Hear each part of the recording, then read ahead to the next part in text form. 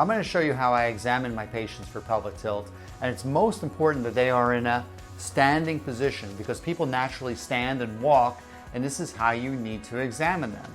And the examination is really quite simple. If you see here, when I put my hands on his hips, they're both on the same bone in the body, but look how much higher this right hip is sitting than the left hip. And again, as I said, the hip is tilted this way, throwing off the dynamics.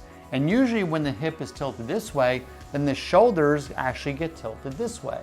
So this can affect the neck and the shoulder region and cause pain in this area. But watch this. So I can't push the patient this way that easily, and I'm trying pretty hard. But because of the tilt in his pelvis, watch me just do that, because his balance and dynamics are completely off. And with that comes really bad posture.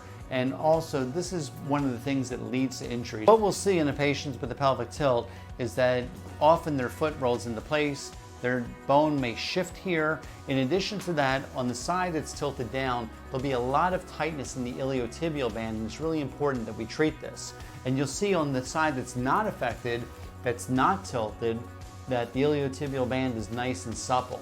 So part of the treatment we're going to do is to treat the psoas and also treat the iliotibial band and help to reduce pressure in there, which will immediately level the pelvis.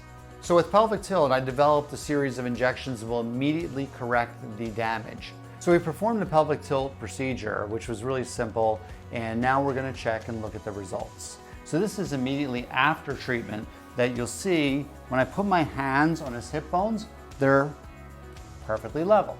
And if you remember last time, I could push this way and there really wasn't a problem. But when I tapped them real lightly, he would go over this way, but we're not going to tap him lightly this time. We're going to push. And you can see how hard I push? He's not going over at all.